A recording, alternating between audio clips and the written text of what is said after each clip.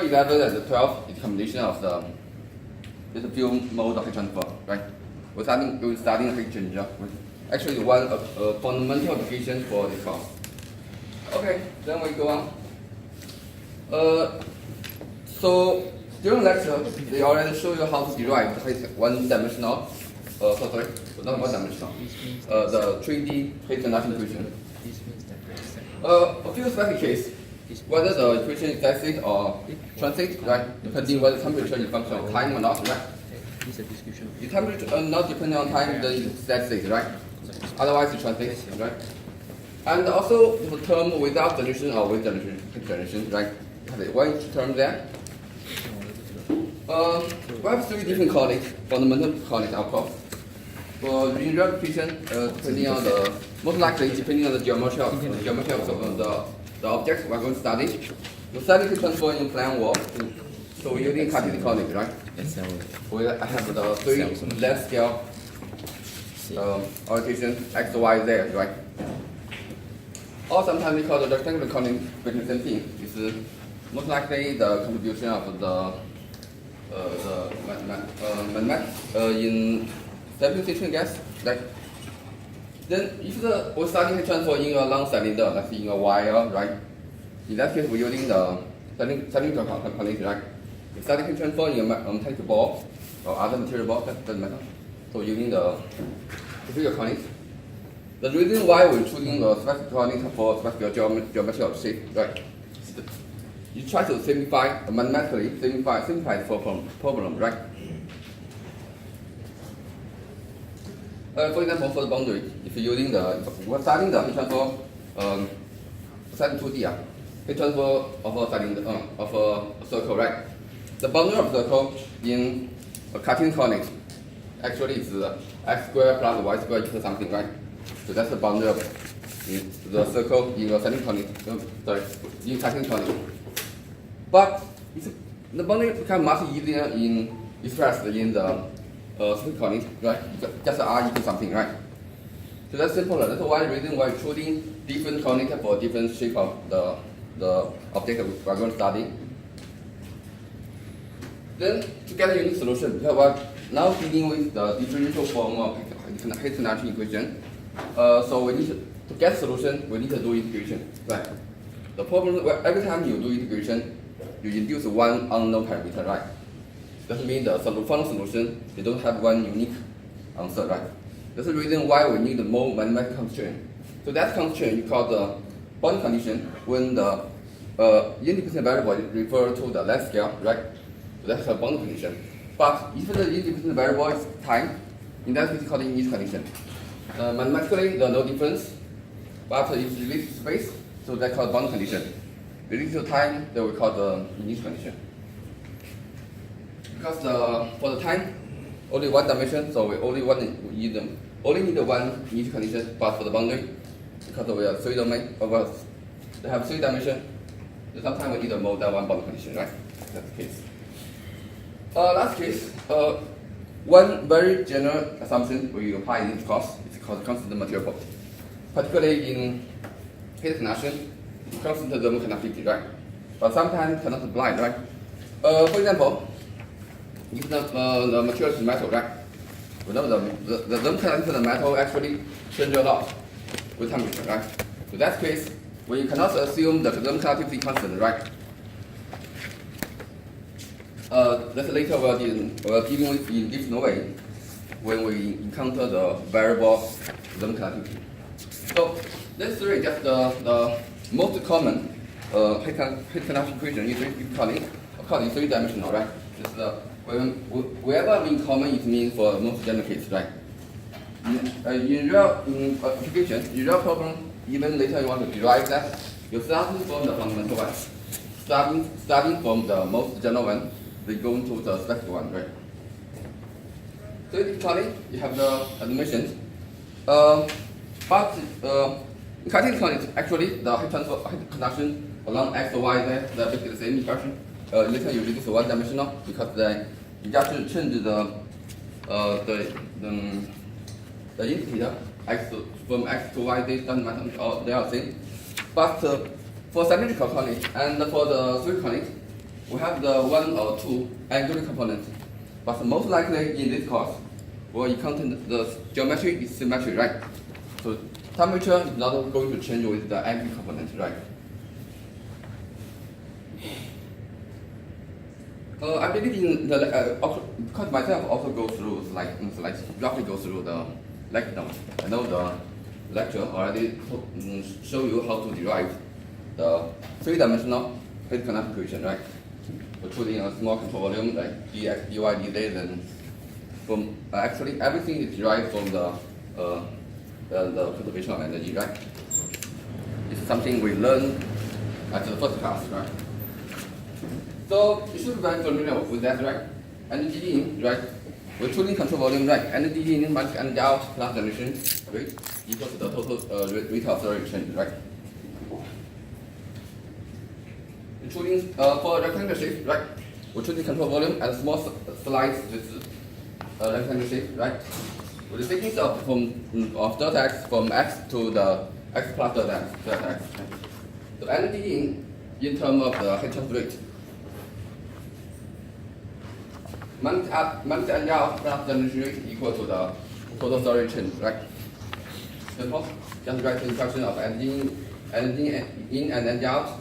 As I mentioned, the storage change rate and the generation actually is they have the unit of the per unit volume, right? And we choose the control volume this way. What's the unit volume, right? Dot V. Dot V equal to A multiplied delta X, right? The A will be the cross section area, right? Which is here is constant, right? Then you substitute into the because conduction, right? Energy in, energy out. Qx and Qx plus delta X is both by conduction, right? So you're getting fully along. Divided by delta X, the A multiplied delta X, then take limit. I understand in lecture notes to show you not to take limit using the Tanner equation, right? Basically the same thing. Tanner equation you're choosing the first order, right? You limit the higher order, but take limit to get the same result, right? This form is actually easier to understand, right? So then we have our general form of the 1D kinetic equation in Categorical. This one. And remember here, because A is constant, right? Cross section error, A is constant. If we have then we can remove A out of the differential operator, right? Then A is gone. If we have variable thermal conductivity, it means K actually is function of temperature, also make function of coefficient. In that case, cannot move the K out of the differential operator, right? So that's the general form in practical mechanics. If actually you have the constant material property, constant thermal conductivity, you are moving K out of the differential operator, right? This one, you get this one, very simple mathematical manipulation. If a simple case, we don't have the energy generation, then you can get remove the second term, then you can get the whole equation. We only have one material property, so that is the 1 over the alpha. Alpha here because of the thermal diffusivity. Actually, we solve that mathematically. Actually, thermal diffusivity actually show you how fast heat conduction can occur, right? And remember last time I showed you alpha equal to K divided by Cp, the thermal diffusivity, right? For the specific case, that's actually still the general equation, just for one dimensional, right? For the specific case, if that state, temperature not changing with time, right? Partial T, partial lowercase t gone, right? In that time, we only have two terms, right? Translate without heat generation, the Eg term gone, right? Only have two terms, right? Particularly for most simple case, right? If we don't have we have that state, right? We don't have heat generation, don't have Eg, then in that time, because we only have for one dimensional heat transfer, right? Temperature is a function of time and location, right? But in that case, we have two variables, right? But if temperature is not a function of time, it's that state, right? We only have one variable. This one when we can change the partial differential operator into the full differential operator, right? We're changing the PDE into ODE, right? Partial differential equation into the ordinary differential equation. How to solving the ordinary differential equation? Very simple, right? Just do integration. That's how we get the long term, right? So Then we're going to another coordinate, particularly you're studying the height conduction in a wire, in a small long cylinder, right? Remember in the Cartesian coordinate, whether you're along x, along y, z, along z, the partition totally the same, right? Because they are actually all symmetric, right? 3 symmetric axial. But here, along the cylinder, in cyclic coordinate, we have two length scale, right? One is along the r direction, right? Along the radial direction, right? The other is along the z direction, along the L, right? So that can be different. Actually, here just show the case, a scenario where heat conduction from the center to outside, right? Point outside, along the radial direction. Later in the tutorial question, I think the question 3, they ask you to derive for the conservation law, derive the heat conduction equation one-dimensional for the heat transfer along the L direction, right? Along the length scale. Basically, roughly same thing, but remember the only difference here. Later I'll show you. Again, everything starting the conservation law, right? Is that same?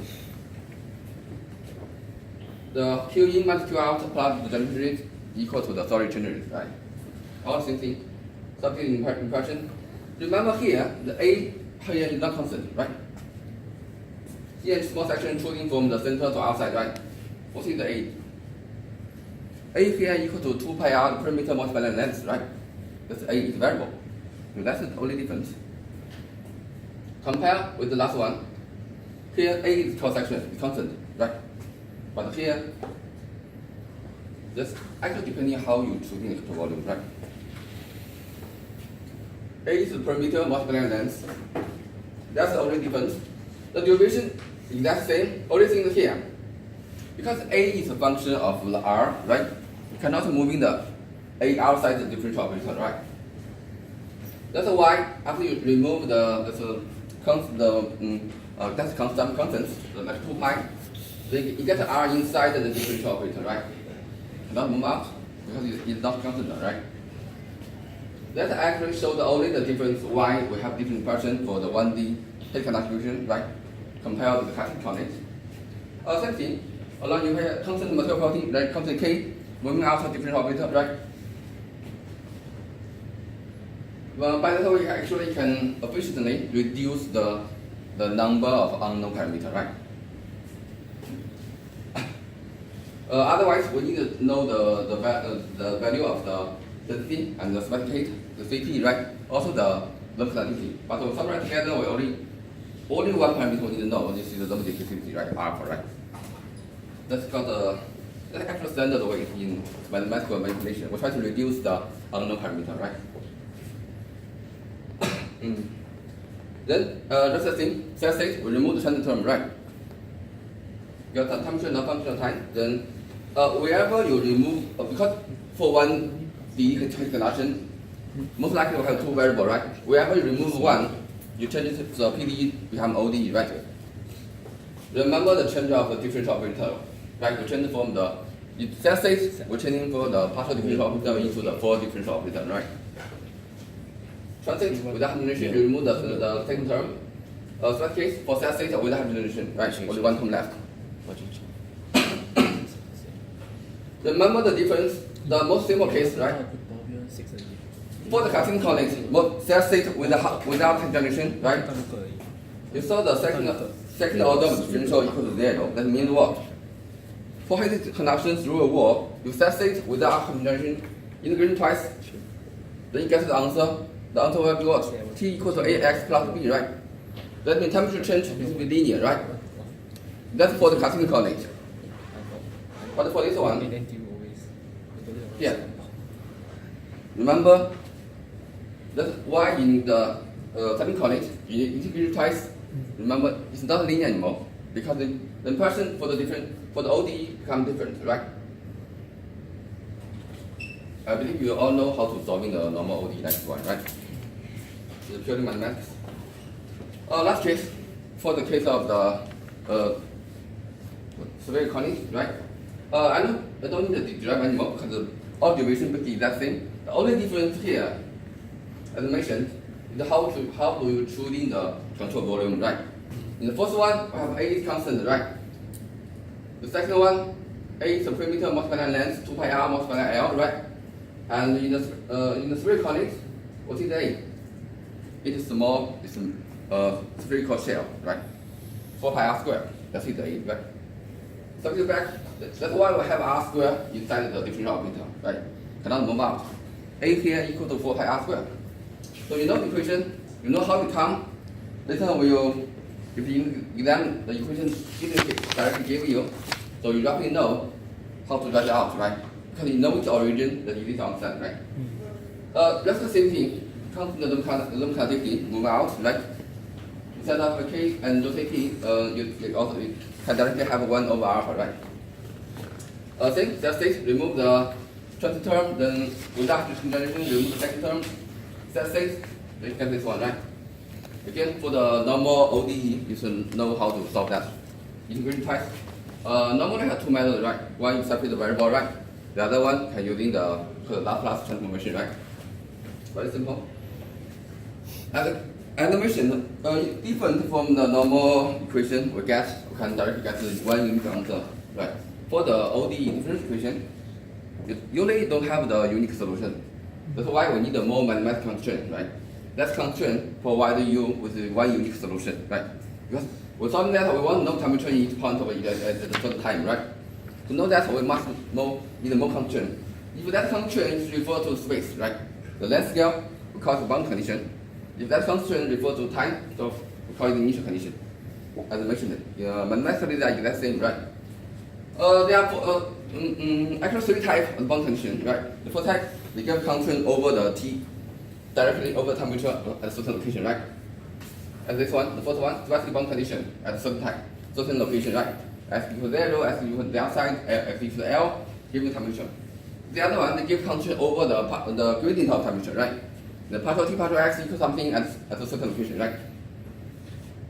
That's this one. They give you the heat flux, right? Constraint. So that give you constraint over the partial T partial X. They have 2 special cases here. One is for the isolation bound condition. That means the partial T partial X equals 0 at certain point, right? Actually, by conduction in Fourier law, right? Minus K partial T partial X equals 0 at certain point, right? That's why we call it isolation bound condition with the flux equals 0 at certain point. Lots of material can be used for isolation. I think air is perfect, right? Also some other porous media, right? Polymer, most likely, have extremely slow, small Lum conductivity, right? Another one specific type of the one condition for the constraint over heat flux partial T partial X, right? It's called symmetric bound condition. But remember, look at this one. When heat conduction occurs through a wall, right? Not through a wall. We put a hot wall in. Also, like you put a hot wall inside a cold media, or put a cold wall inside the hot media, right? What you get? This is symmetry at the center of symmetry, right? You have partial T partial X equals 0 because the conductivity, because the heat flux cannot transfer from one side to the other because it's symmetry, right? To do that, this symmetry must be both geometrically symmetry, right? Must be in the central plane, right? The other one must be the thermal symmetry. What I mean thermal symmetry? If you have one side in high temperature, the other side in cold temperature, we don't call thermal symmetry, right? But thermally they are not balanced, right? Only the center is hot, outside is cold. Outside is cold. In that case, we call it thermal symmetry, right? Remember, whenever you derive, you can apply the symmetric bound condition. It's when you both have geometric symmetry, right? But also thermal symmetry. So that's the case. So the rest, actually, all this slide, they have the general light to the 4 different type of bound condition. Actually, let's give you constraint over as a combination of the temperature and the partial and the gradient temperature. I can show you what I should write. The third type of condition, they give you the function. Never mind. They give you the function f, including the combination of the temperature and the partial T partial X equal to 0, right? So that's the case. When we have convection, right? They give you the convection heat flux equal to the conduction heat flux, right? Why? They give you a combination of the temperature and temperature gradients equal to 0, right? That's the case. Radiation, the same thing. All the generalized have the case should be very familiar, right? Conduction equal to the heat flux of convection and radiation, right? Very common. Then one special case what occurs in height conduction in as the interface. What the interface actually is another very general assumption applied in this class called the negligible conduct thermal resistance, right? You mean all the two surfaces are perfect smooth, right? Perfect conduct. At the interface, we don't have the temperature drop, right? We don't have loss of heat flux, right? The interface has two conditions, right? One is we continue to have temperature, right? TA equals TB at a certain location, right? The other one is continuous heat flux, right? Both by conduction, of course, because in solid domain, right? But we practically don't have ultra smooth surface, right? Whenever you put two solid surfaces together, there's always some gap, right? That's why this gap will cause the thermal resistance, we call the contact thermal resistance, right? In that case, we still have one thing, it's continuous heat flux, right? So wherever you apply the surface energy balance equation, right? Energy in still equal to energy out, right? So this one still apply. When you have contact thermal resistance, this one still apply, but the TA not equal to TB. Because in the gap, right, in the contact area, right, surface, there are temperature drop. That's what will occur. Okay, the roughly content I summarized from the lecture notes should be later in this week. Then go to our core part. We're solving the 5 questions here. Oh. Actually, question 2 I remember wrong. In heat conduction, one dimension along the length scale is in semiconductor is in question 2. I remember wrong. So the first question here, we give you the temperature distribution, right? In Cartesian coordinates, right? One dimensional in Cartesian coordinates goes through a wall, right? We give you the L, right? Roughly you draw a schematic to indicate where is the origin, you choose the x to 0, then where is the x to the L, right? But for the very simple case, you don't need to do that, right? We give you the value and the magnitude of A and B and C, then the conductivity constants, right? K equal to 1. The first question, is heat transfer in static or static? Idea, we know the 1D heat conduction in Cartesian coordinates, right? If static, temperature distribution should be linear, right? But this one second order polynomial equation, right? Not linear, definitely static. You can also derive based on the impression for formula, get a partial T, partial X, partial T, partial temperature, partial time is not equal to 0. How to do that? It's simple, you get the formula here, right? One dimensional, right? Because this one is not equal to 0, definitely you get the impression of partial T, partial T, right? Simple. Then we'll go to the second one.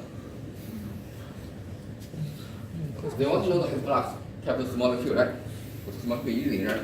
Directly by Fourier law, right? 1 k partial T, partial X, right? If you fraction of T, then you get partial T, partial X easy. The third one, if you close surface, okay. Give you temperature, then give you the one calculate Q, right? Also easy. Just the Fourier law, but the heat flux by conduction equal to heat flux by convection. Only H is unknown, right? The last one. It's actually almost the same with the first one, right? Very simple. So anyone volunteers? Very good.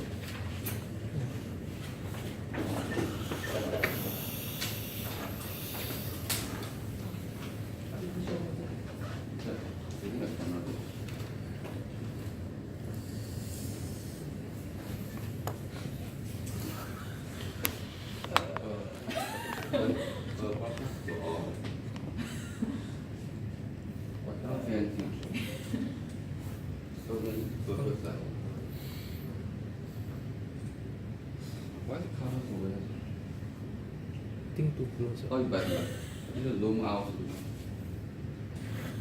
是不是你动的？ The zoom function you do out. I think maximum right, the higher than possibly you out. It's not like the iPhone comfort vision on. Not good. Roughly good. Just one yellow color is the function. So 1A I got it wrong now. So this is just X-ray. So my answer was intense, but then actually you can just work out. Yeah. Okay. Okay, so for 1B, right? Okay, so basically, yeah. Maybe I turn on the one point better. The one. Did you have? Let's go. Okay, yeah, so you all are given like the key, right? So all you have to do is find TDX. Okay, so it's quite easy. Then basically you just apply the Fourier's law. Yeah. So it will just be it will be for in, right, it will be x equals to 0. Then for Q out, right, it will be at x equals to 0.3 meter. Okay, so then this you will just easily get this answer. Okay, then the assumption will be like 1D, heat conduction, then K is constant, and no internal heat generation. What's the Need to find the rate of energy per unit store, per unit area stored. Yeah, so basically we just apply this equation. This is the energy balance. Then because heat generation we assume to be 0, so we just cancel out. Then because it's per unit area lah, so the answer will just be the difference. Okay. Then 1C. Okay, so at the boundary, right, then you all just have to balance out the heat conduction and the heat convection. Everyone got problem just now. Yeah, okay, so this QR, right, will come from the answer above that. Yeah. Yeah, and then just solve for H. Okay. Answer now. Okay, 1D. Okay, so right now the heat conduction equation first. So this will be the Cartesian one.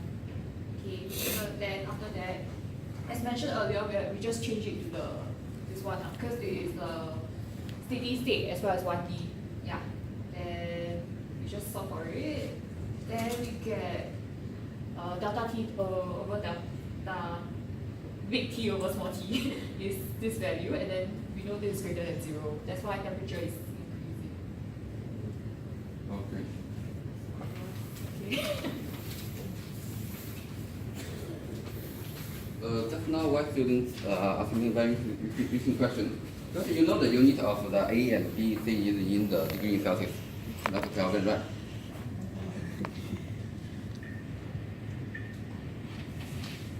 In that case, it doesn't matter because when you derive the equation, you must make sure the unit of the left-hand side and right-hand side must be same, right? If the A and B, C, the unit must all in degree Celsius, the temperature you calculate here. Also, you need the unit of degree Celsius, right? If you need to calculate in Kelvin, later after you substitute into this formula, right? Get temperature, then this is convert back to the Kelvin, right? If you need. But for the animation, for temperature difference, you don't need to convert from the Celsius, right? Because the difference are exact same. Also, the gradient, right? Because here they didn't ask you about the actual temperature, right? Heat flux, right? Actually, also derived by the temperature difference, right? That's why we don't need to change that. Okay, I'll show you the math and answer. Roughly the same thing, right? Again, so this is called standard approach, right? Very simple geometry. We don't need to draw schematic, right? Just plan wall, choosing the origin on the one side, right? X to 0, the other x to L, right? Most likely, they require you to do the sketch if the geometry is very specified, right? Otherwise, don't need. So this call the formulation of the problem, right? It's actually very important step. We'll interpret the problem, right? Again, the assumption actually most likely will be the first part of the question. We have given this is what very typical type of question, give you directly the question of temperature and function of x, right? Get the Q is easy, right? Because you only need you got constant material property, right? Then you apply the Fourier law for both sides. Then you only thing you need to do to know partial t partial x at a certain location, right? And x equals 0, that's one side, x equals L, the other side, right? Simple. The second thing you need to calculate is to calculate about the convection coefficient, the internal coefficient H, right? That has continuous heat flux, right? Conduction, heat flux by conduction equal to heat flux by convection at x equals L, right? Then only one is unknown is H, right? basically the same thing, right?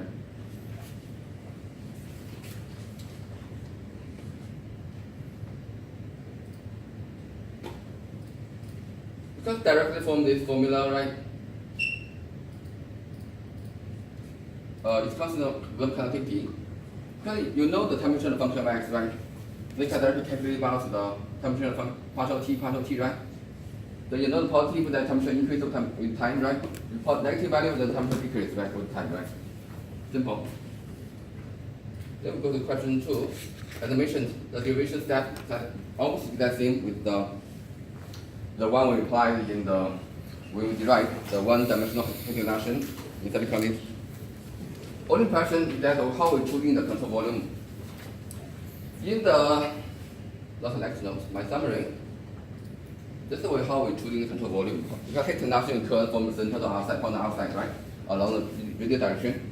But here,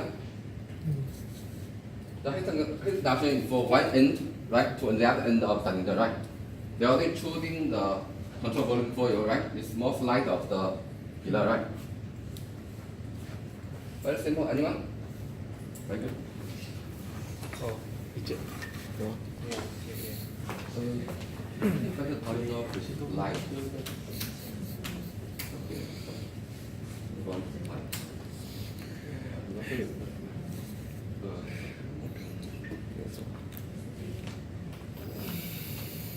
Okay, so basically I did was just a general conduction equation. Then from there I decided that because of the way that they show us the control volume, so I actually cross out and I assume that steady state. So from there I have a 2D steady state equation with heat gen. So with this I actually have because of the power of 2 here and the power of 2 here, so I need to have 4 boundary conditions. So the first one would be the constant interface temperature, which is the outer side this surface.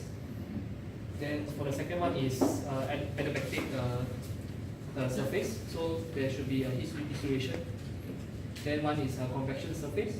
So because this equation is throughout this convection from the surface. Then the last is that is a thermal and geometric symmetry. So this is what is the 4 boundary conditions. Anyone have a different opinion over the solution of this question? The coordinate system shouldn't be symmetrical, it should be No, that's right, because the what kind of coordinate you are going to choose based on the geometry of the object, right? This is a cylinder, right? So with using the cylinder coordinate, but it's along the z direction, right? But also, actually, there's something going minor wrong, not minor actually. During the exam, you probably get less than 30% of the credit. Oh, You know what? Why? You know why? You have to try to go back to question. I go to the future, right?